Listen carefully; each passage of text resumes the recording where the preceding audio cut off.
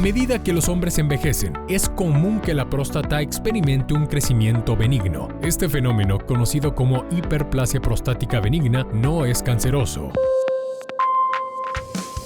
Continuamos aquí en nuestro segundo bloque de entrevistas con el doctor Mauricio Gallo hablando sobre crecimiento prostático, hiperplasia.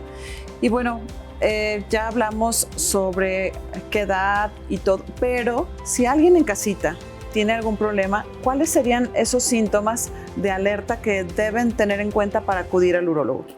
Sí, doctora, a final de cuentas, creo que son muy claros. De hecho, hasta los pacientes les dicen, ando prostático, tengo síntomas prostáticos, porque creo que son demasiado claros en el aspecto de que el paciente normalmente aumenta la frecuencia urinaria, normalmente nota que va a orinar y siente que no vacía por completo, de repente sale un chorro entrecortado, tarda más tiempo en tener un vaciamiento completo, termina de orinar y se queda con ganas de orinar, que le decimos tenesmo vesical.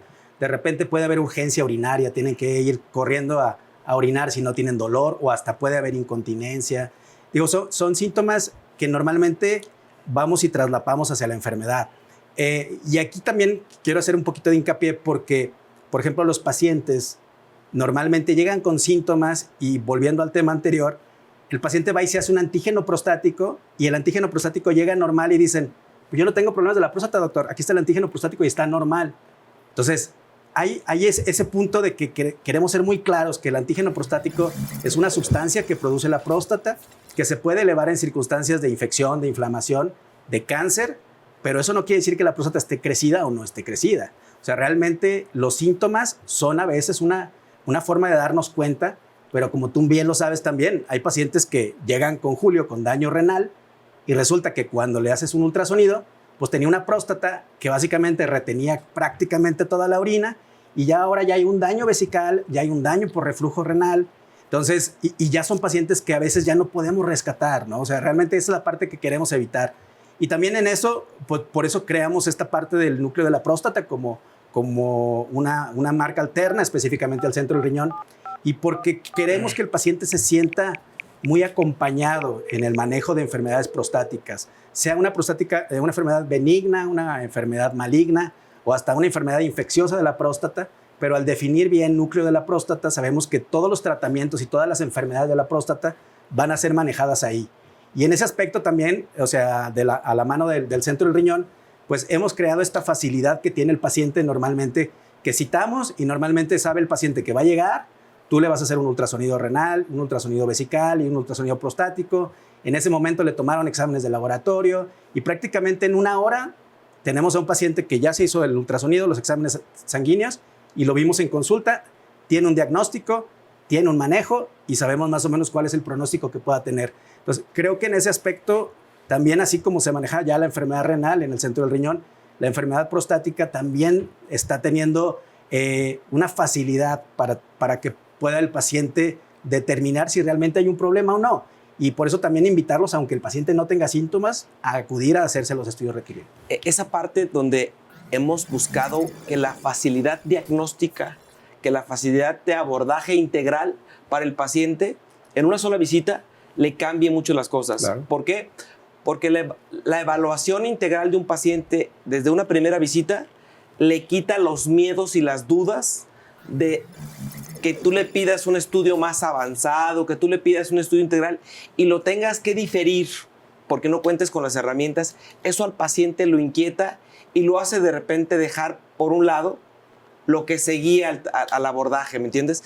Creo que esa parte ha venido a cambiar mucho en los pacientes con nosotros, porque de forma inmediata, cuando hay una sospecha clínica y no tienes un estudio reciente o te salió un estudio que te deja la duda, le dices, voy a repetirlo para corroborar.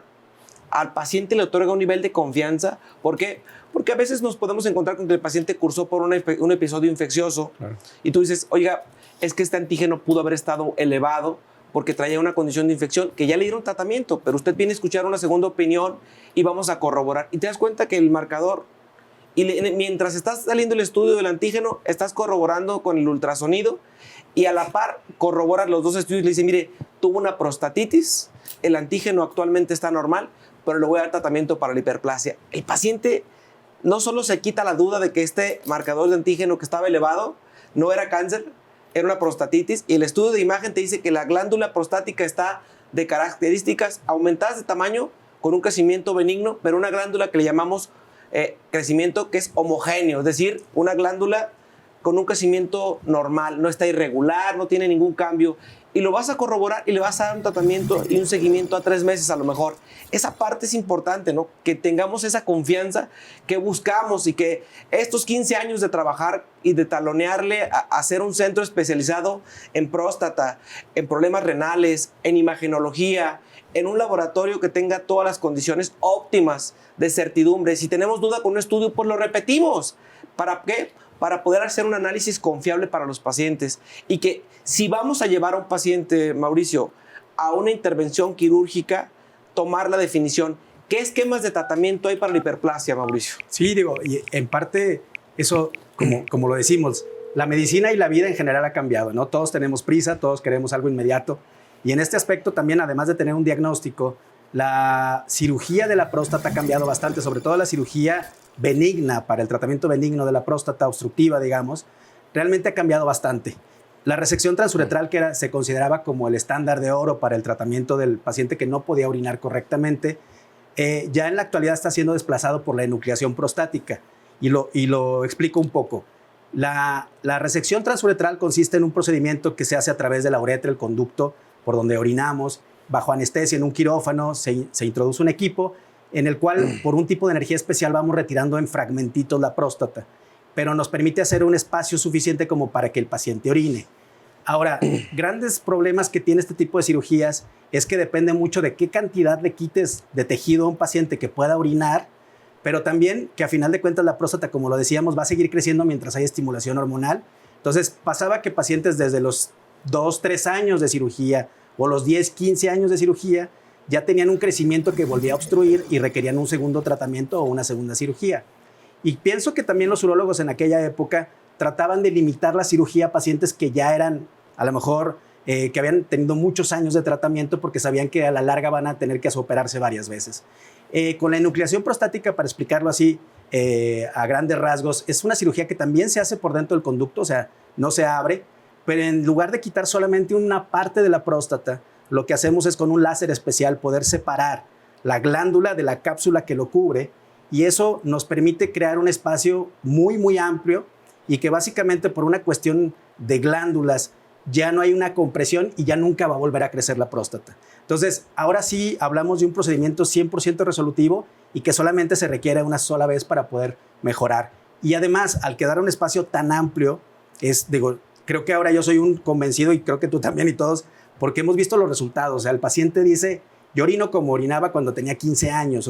O por ejemplo, pacientes que sabemos que tienen un daño en la vejiga, un daño renal, sabemos que un procedimiento de este tipo, al crear un espacio más amplio, al permitir que la vejiga haga menos esfuerzo para vaciar, va a haber mejoría mínima, pero va a haber mejoría de la capacidad del músculo de la vejiga. Pero los riñones hemos visto cosas sorprendentes, porque como ya vacían, recuperaciones. Exacto, evitamos infecciones recurrentes de la orina, evitamos sangrados de la orina después de años de la cirugía, pero sobre todo el hecho de que el riñón se recupera y que prácticamente vemos que el paciente, al tener un vaciamiento completo, el riñón también empieza a mejorar bastante, ¿no? Aspectos importantes que de verdad estos 10 años de experiencia ya, que esta cirugía, te digo que lo vi con reserva. Claro. ¿Por qué? Porque no teníamos la experiencia, habíamos marcado que la resección transuretral era la alternativa mínimamente invasiva, pero yo creo que si lo vemos desde el punto de vista clínico, era una cirugía cruenta. Sí. ¿Por qué? Porque era a través de una energía diferente y que vinieron de monopolar a bipolar y ahí fue migrando, ¿no? Pero creo que esta variable quirúrgica le ha dado un beneficio clínico a los pacientes. Vamos a ir a un corte comercial y vamos a regresar para seguir platicando un poquito más a detalle de cómo esta cirugía tiene una pronta recuperación, es una cirugía segura y que con las manos expertas puede cambiar la evolución para el paciente. ¿Vamos? Claro que sí. Continuamos. La próstata de un hombre joven tiene aproximadamente el tamaño de una nuez, alrededor de 20 a 30 gramos. Sin embargo, a medida que envejece, la próstata puede agrandarse, a veces alcanzando hasta 60 gramos o más, lo que puede comprimir la uretra y dificultar el paso de la orina.